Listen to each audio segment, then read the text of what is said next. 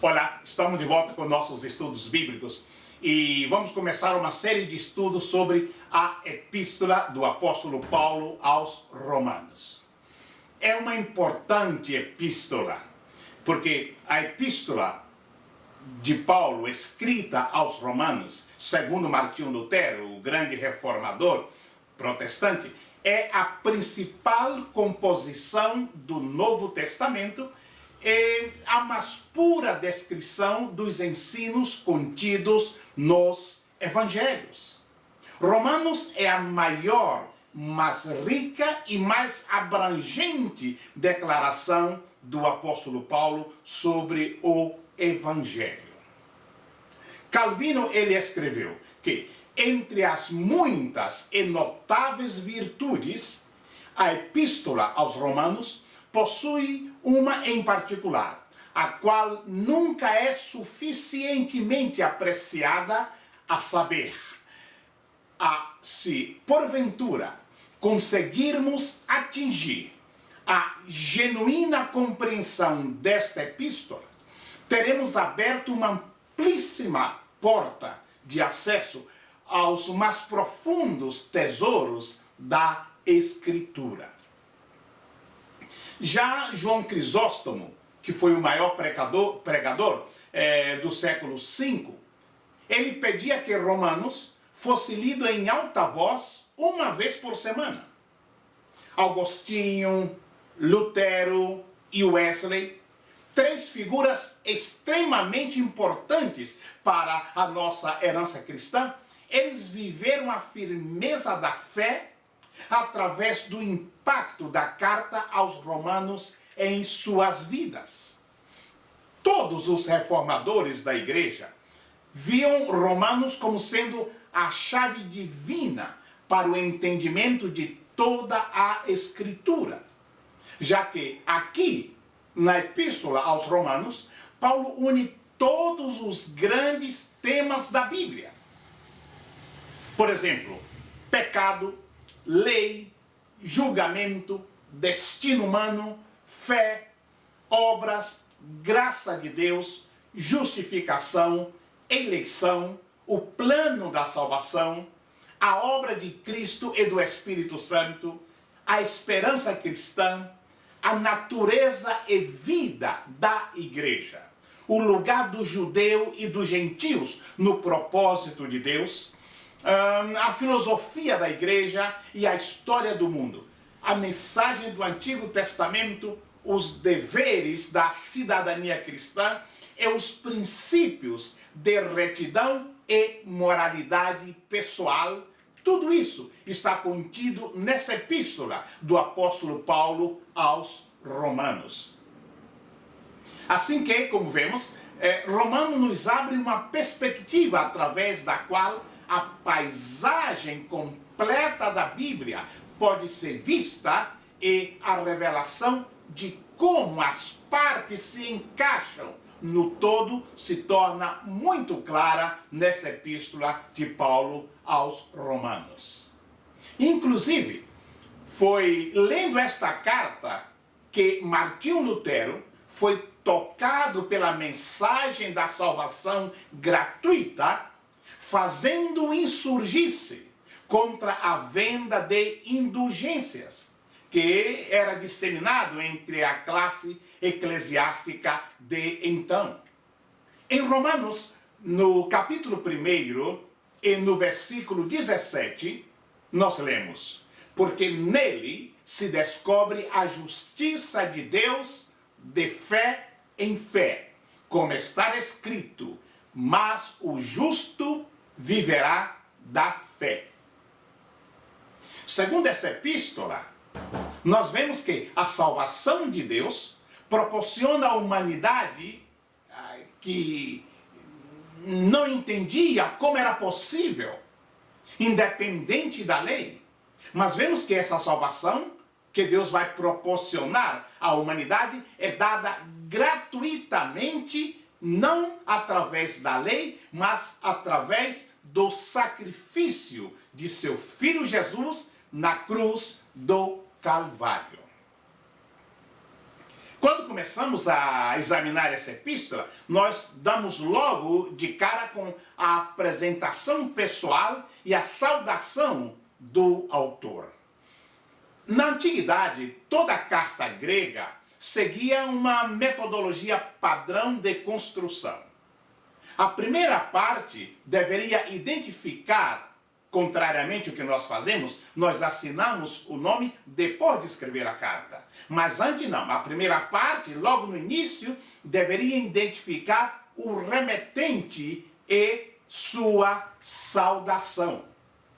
E o apóstolo Paulo, ele se vale dessa formalidade para apresentar-se de forma mais clara e o mais amplo possível a uma comunidade de irmãos que, até aquele momento, ele não conhecia pessoalmente, mas esperava conhecê-los em breve. Esse era o sonho do apóstolo São Paulo.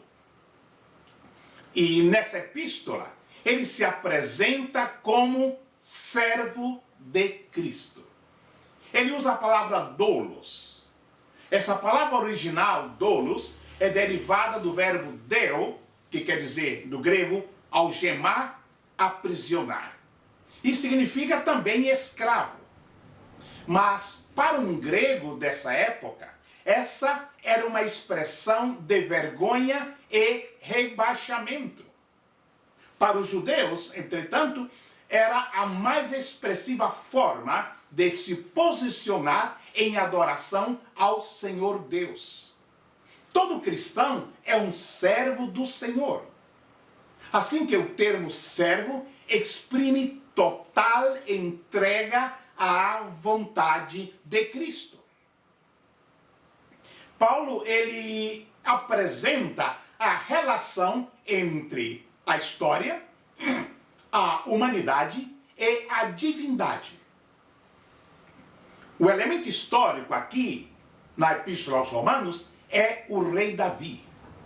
A questão humana é a descendência carnal de Cristo. E o elemento divino é a declaração à sua filiação divina. Tudo isso nos mostra que o Evangelho está cravado no contexto humano de forma historicamente comprovada. E interessante é que Paulo ele sempre justifica suas afirmações como respostas doutrinárias, nunca com o costume da época. Quando ele afirma que não se envergonha, ele responde o porquê. Ele diz, pois ele é o poder de Deus, o Evangelho, para salvar todos os que creem.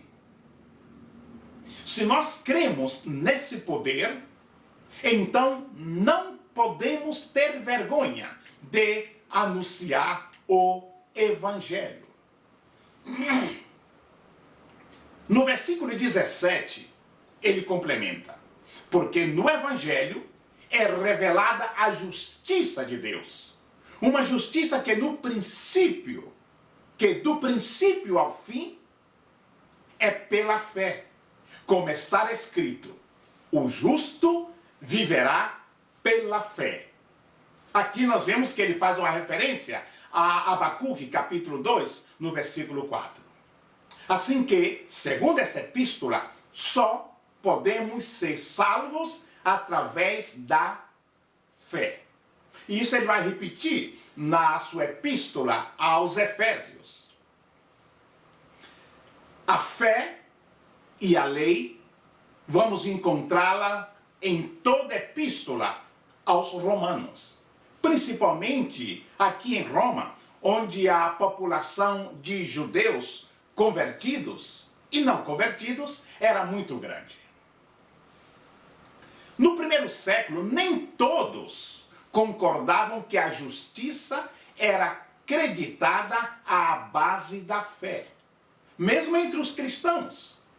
Uma minoria vociferante insistia em que algo mais era necessário para a salvação. Não dera, dizia eles, Jeová a lei mosaica? Como poderia alguém que não se submetesse àquela inspirada provisão de Deus ser justo? Isso nós vemos no texto de Gálatas, no capítulo 4, do versículo 9 até o versículo 11. Isso, no ano 49, depois de Cristo, o corpo governante ali em Jerusalém analisou a questão de se aderir à lei e a conclusão foi que os gentios que aceitassem as boas novas de salvação não precisavam mais ser circuncidados e submeter-se aos regulamentos da lei judaica. Isso como vemos no livro de Atos, no capítulo 15, versículo 2, versículo 28 e também no versículo 29. E cerca de 7 anos depois disso, aproximadamente, Paulo escreveu a carta aos Romanos corroborando aquele momento decisivo. Deveras, ele foi ainda mais longe. Não só era a lei desnecessária para os cristãos gentios, mas os judeus que fiavam-se na obediência a ela não seriam declarados justos para a vida. Isso foi um golpe muito forte nos cristãos judaizantes daquela época. O contexto da igreja dos romanos. A pergunta é, de quem era formada a comunidade romana cristã nos primórdios, quando Paulo escreve essa carta? A verdade é que já havia uma comunidade judaica em Roma. E a prova disto é a própria epístola aos Romanos, acompanhada do livro de Atos, no capítulo 28 e no versículo 15. Romanos capítulo 15, o versículo 22 também, isso mostra que antes de 50 depois de Cristo, do ano 50, já existia cristãos em Roma, pois há muito tempo o apóstolo disse que pretendia ir visitá-los. Claro que a igreja em Roma era formada por judeus e gentios. A estrutura da carta dá a entender que havia muitos judeus ali e gentios na formação da igreja. Já no capítulo 1, versículo 5, no capítulo 3, a partir do versículo 27, há uma lista de nomes. No capítulo 16, tanto existem nomes judaicos, como o versículo 7 e o versículo 11, como nomes gentílicos. Portanto, a responsabilidade de Paulo era muito grande, que ele ia falar para judeus que vinham da observância da lei e para gentios, onde tudo aquilo seria um mundo novo para eles. Além disso, por exemplo, grande parte das discussões paulinas nesta carta aos Romanos tem que ver com o quê? Com o conhecimento da lei judaica. Você vê que do capítulo 9 ao capítulo 11, temos um exemplo disto, que seriam incompreensíveis se não houvesse cristãos judeus na igreja romana. Então nós temos ali judeus e gentios convertidos ao cristianismo. A pergunta agora é, qual a época e o lugar da escrita da carta aos Romanos? Nós cremos que provavelmente entre o ano 54 e 57 depois de Cristo, desde a cidade de Corinto. Isso nós podemos ver em Romanos capítulo 15, versículo 25, e em Atos no capítulo 20, versículo 2. Quando, do fim da sua terceira viagem missionária, ao voltar para Jerusalém, inclusive já estando em posse da coleta de mantimentos para os irmãos pobres da Judeia, é que Paulo para ali em Corinto e escreve esta carta. Nós achamos em Romanos, no capítulo 16 e o versículo 23, que Gaio e Erasto estavam com Paulo. Esses dois eram membros da igreja de Corinto. Isso baseado em 1 Corinto, no capítulo 1, versículo 14, e também em 2 Timóteo, no capítulo 4, versículo 20. Essa carta aos romanos foi levada por uma mensageira chamada Febe. Isso baseado em Romanos capítulo 16, versículo 1. Febe morava em Cancreia, que era perto de Corinto. Isso nós podemos consultar, Atos capítulo 18, versículo 18. Também nós vemos que os amigos de Paulo, Priscila e Áquila, já estavam em Roma, quando ele escreve essa carta. Isso nós baseamos no texto de Romanos capítulo 16 e o versículo 3, onde eles nasceram, ou seja, Áquila e Priscila eram cidadãos romanos, baseado em Atos capítulo 18, no versículo 2. Agora falemos um pouco sobre a produção dessa escrita. Paulo, ele passou os 10 anos que vão desde o ano 47 ao ano 57 depois de Cristo, realizando uma intensa evangelização dos territórios que margeiam o mar Egeu. Durante aqueles anos, Paulo concentrou-se sucessivamente nas províncias romanas da Galácia, da Macedônia, da Acaia e da Ásia, atual Turquia. O evangelho fora pregado e igrejas tinham sido fundadas ao longo das principais vias de acessos, as principais estradas dessas províncias e também em suas cidades principais. E Paulo, ele recebeu, nós notamos aí, com justa seriedade, a responsabilidade que lhe foi dado como apóstolo de Cristo entre os gentios. Mas a missão de Paulo não estava de forma alguma terminada, não estava completa ainda. Nós vemos que durante o inverno de 56 a 57 depois de Cristo, ele passou em Corinto. Ali ele se hospeda na casa de Gaio, seu amigo que se convertera, e ficou ansioso com alguma apreensão para fazer uma visita a Jerusalém no futuro, pois ele tinha que cuidar da entrega daquelas ofertas que já mencionamos, também de dinheiro aos presbíteros da igreja dali, por cuja arrecadação ele estivera trabalhando há alguns anos entre os gentios convertidos por seu intermédio. Esperava que essa oferta fortalecesse os laços entre a igreja-mãe na Judéia e as igrejas gentílicas. Nós notamos que aqui são as igrejas gentílicas que enviam oferta às igrejas que tinham uma maioria de convertidos judeus. E nós notamos que a excursão à Espanha que ele estava por fazer lhe daria então a oportunidade de satisfazer uma velha ambição. A ambição de ver Roma, de visitar os irmãos em Roma. Porque, embora Paulo fosse cidadão romano por direito de nascimento, ele nunca tinha visto a cidade da qual ele era cidadão. Então vemos quão esplêndido seria para Paulo visitar Roma e passar algum tempo ali.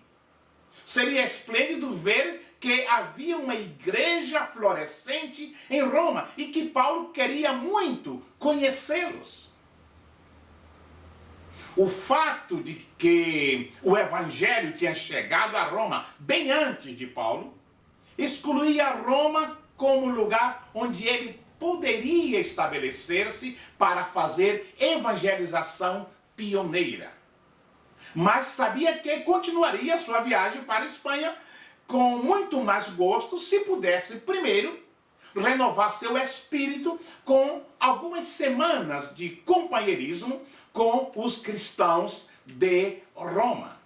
Portanto, durante os primeiros dias do ano 57 depois de Cristo, ele ditou a seu amigo Tércio, que era como se fosse um secretário, que nós chamamos o amanuense. Paulo tinha problema de visão, né? Talvez cataratas, não sabemos, mas tinha dificuldade de escrever. E ele dita sua carta ao seu amigo Tércio, que tinha se colocado às ordens, né?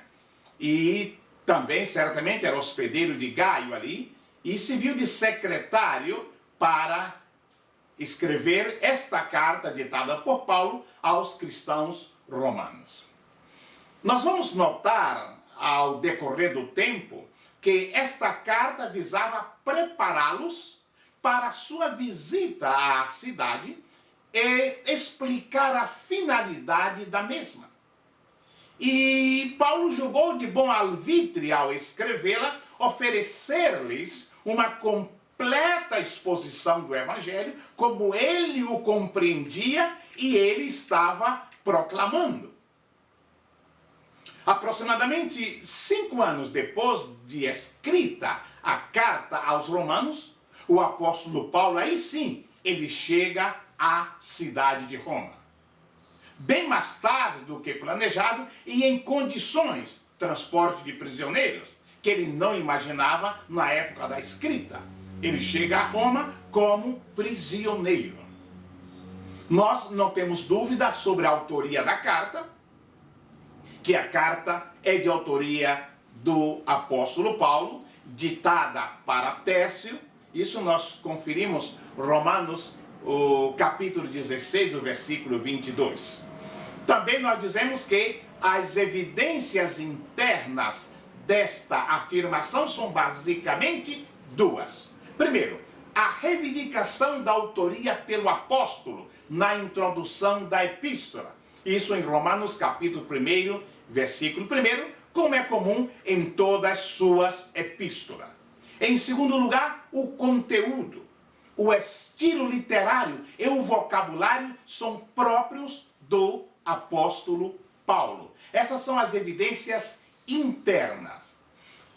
Já nós podemos ver algumas evidências externas, que são muitas.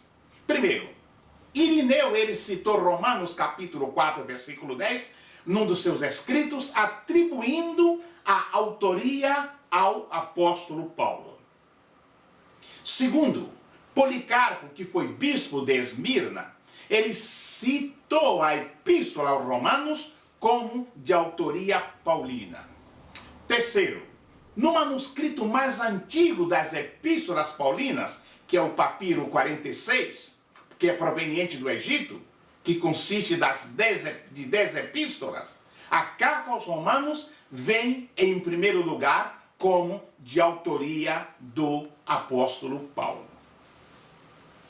Agora, qual é o objetivo de Paulo? Nós citamos alguns deles, porém fica claro pela leitura da carta que ela foi escrita a uma igreja cristã composta, como já falamos, de judeus como de gentios. Havia muitos judeus em Roma naquela época. Eles retornaram depois da morte do imperador Cláudio, que os banira de lá algum tempo antes. Embora Paulo não tivesse estado em Roma para sentir pessoalmente os problemas que a igreja estava enfrentando, é possível que eu tenha sido informado das condições e dos assuntos da igreja por seus bons amigos, que fez chegar a informação até o apóstolo Paulo, principalmente por Priscila e Áquila, e também por outros a quem Paulo os conhecia.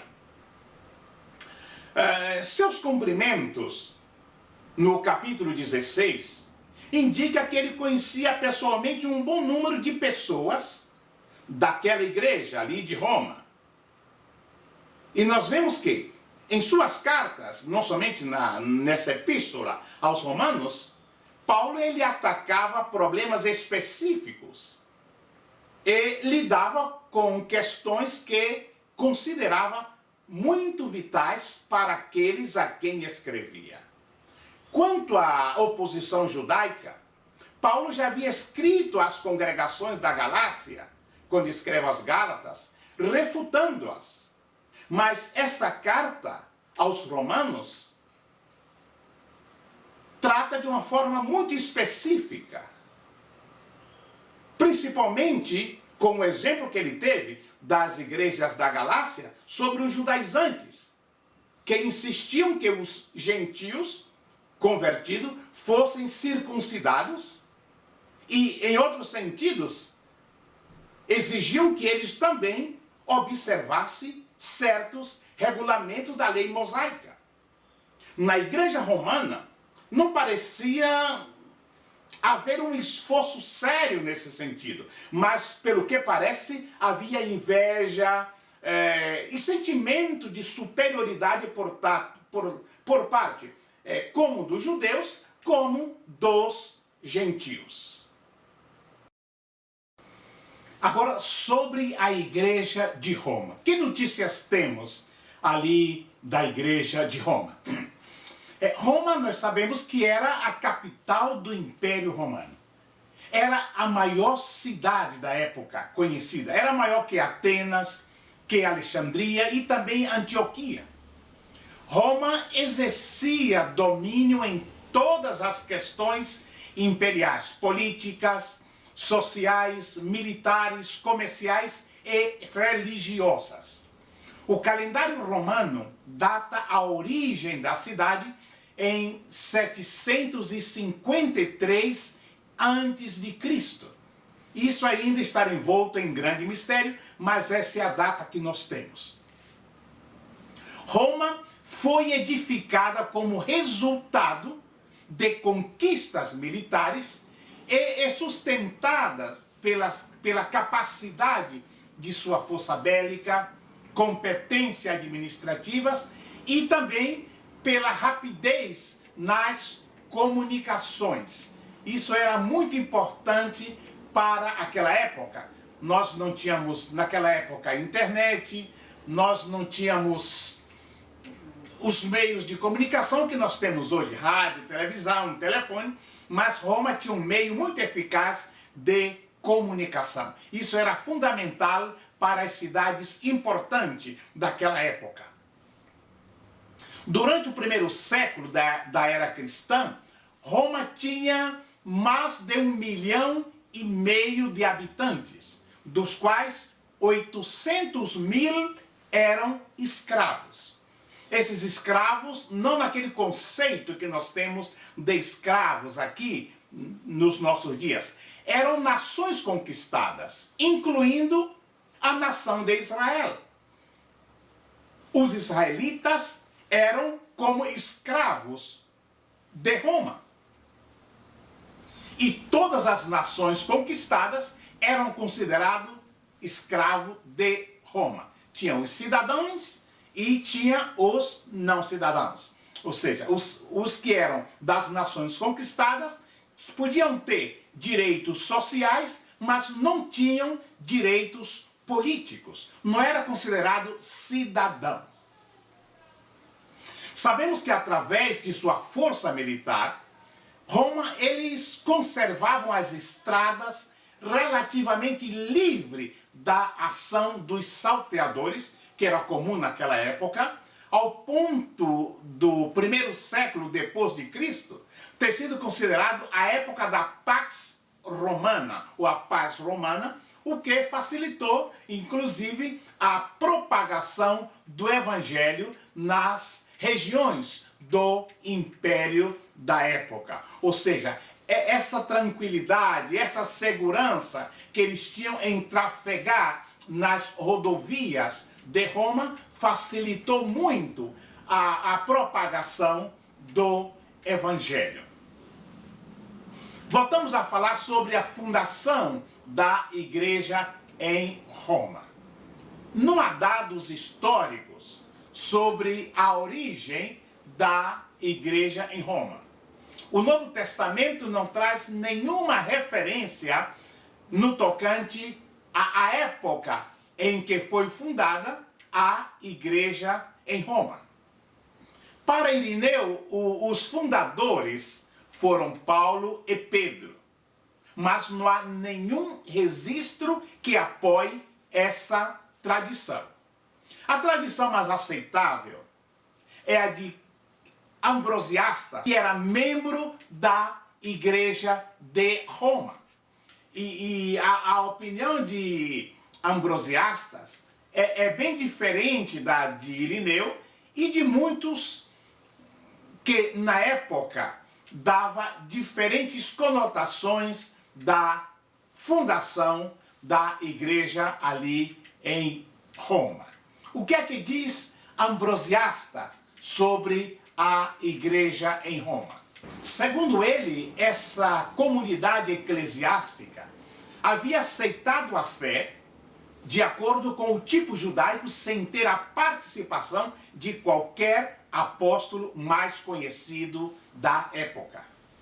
Portanto, a suposição histórica mais provável é de que os que estiveram em Jerusalém no dia de Pentecostes e também fizeram parte dos 3.000 convertidos, ali de Atos capítulo 2, eles retornaram a Roma e formaram a primeira igreja dos seguidores de Cristo. Esta é a opinião mais aceita. Agora, quando nós lemos a carta de Paulo aos Romanos, nós vemos ali que tem um tema central. Há uma série de temas que a torna a escrita de Paulo mais importante, juntamente com Efésios, para a igreja. Porém, dentro dos temas tem um tema central. O tema central é a justiça de Deus revelada. Isso está no capítulo 1, versículos 16 e 17. Além desse tema central, os principais temas apresentados pelo apóstolo nesta epístola são, primeiro, a condenação, ou seja, a falta de justiça da parte do homem, judeus e gentios. Não há nenhum justo, nem sequer um. Isso se vai encontrar no capítulo 1, versículo 18, que vai até o capítulo 3, versículo 20. Em segundo lugar, é a justificação. A justiça de Deus em Cristo, tornada a justiça do homem. Todos podem chegar a ser verdadeiramente justos. Capítulo 3, versículo 21, e que vai até o capítulo 5, versículo 21. Terceiro ponto que nós podemos incluir entre os temas centrais é o verdadeiro sentido da circuncisão. O conflito entre as duas naturezas pecaminosas do homem pode ser considerado como o quarto ponto. A antiga natureza, a pecaminosa, e a natureza santa, a nova natureza. Um outro ponto é a lei e a graça. Um ponto mais que podemos considerar é a santificação, ou seja, vida através do Espírito Santo. Nossa identificação com Cristo vem justamente através desta santificação. Outro ponto é a soberania de Deus, bem ressaltada na Epístola aos Romanos. E por último, o propósito de Deus para Israel. Não podíamos deixar de mencionar que na Epístola aos Romanos, no capítulo 1, do versículo 26 até o versículo 32, Paulo ele fala abertamente, em uma linguagem bem popular, escancaradamente sobre o pecado do homossexualismo. Paulo não tinha problema em falar sobre os conflitos de gênero, e ele ataca de frente isso. E vemos que aí o apóstolo não poupa palavras para mostrar o quanto Deus odeia as relações sexuais anormais. Fica claro aí que o homem foi feito para a mulher e a mulher para o homem. Para Deus não há meio termo. Assim que todos que cometem homossexualismo, tanto homem como mulher, terão a punição de Deus, se não se arrependerem. Quem age de maneira devassa sexualmente despreza o conhecimento de Deus e estão propensos a cometerem todos os tipos de pecados. Isso fica bem claro no capítulo 1 da carta de Paulo aos Romanos. E como conclusão nós podemos dizer que a carta de Paulo aos Romanos não é uma simples carta geral, que foi escrita à igreja romana sem nenhum objetivo específico, como alguns supõem, mas tratava evidentemente das coisas de que eles precisavam nas circunstâncias que viviam naquela época. A igreja romana conseguiria captar o pleno significado e a plena força do conselho do apóstolo, pois, sem dúvida, enfrentava exatamente os problemas de que ele, Paulo, estava tratando nessa epístola. É óbvio que o objetivo dele era solucionar as diferenças do ponto de vista existente entre cristãos judeus e cristãos gentios e conduzi-los em direção à completa união como um só homem em Cristo Jesus. Para Paulo não havia nem judeu nem gentio. Todos eram de Cristo a partir do momento em que aceitavam a Jesus como seu Senhor e Salvador. No entanto, ao escrever de maneira como fez, Paulo ilumina e enriquece nossa mente no conhecimento de Deus e exalta a justiça e a benignidade imerecida de Deus, bem como a posição de Cristo com respeito à igreja cristã e a toda a humanidade. Assim que a epístola do apóstolo Paulo aos Romanos é uma carta que necessita ser conhecida principalmente pelos obreiros, pelos líderes da igreja, pelos pastores e, lamentavelmente, muitos obreiros e pastores de igreja nunca leram totalmente a epístola do apóstolo São Paulo aos Romanos. Muitos estão preocupados em ler a Bíblia toda e que às vezes não lhe é de grande utilidade. E nunca parou para deter-se 3, 4 ou 5 vezes ou mais lendo a epístola de Paulo aos Romanos, que é fundamental, como dizia Lutero, como dizia Calvino, como dizia Wesley, como dizia outros líderes da igreja ao decorrer dos séculos, no tocante à riqueza que nós temos na epístola de Paulo aos Romanos. Que a conheçamos, que a estudemos, que a desfrutemos e certamente seremos ricamente abençoados por Deus por esta linda e maravilhosa epístola. Que Deus nos abençoe.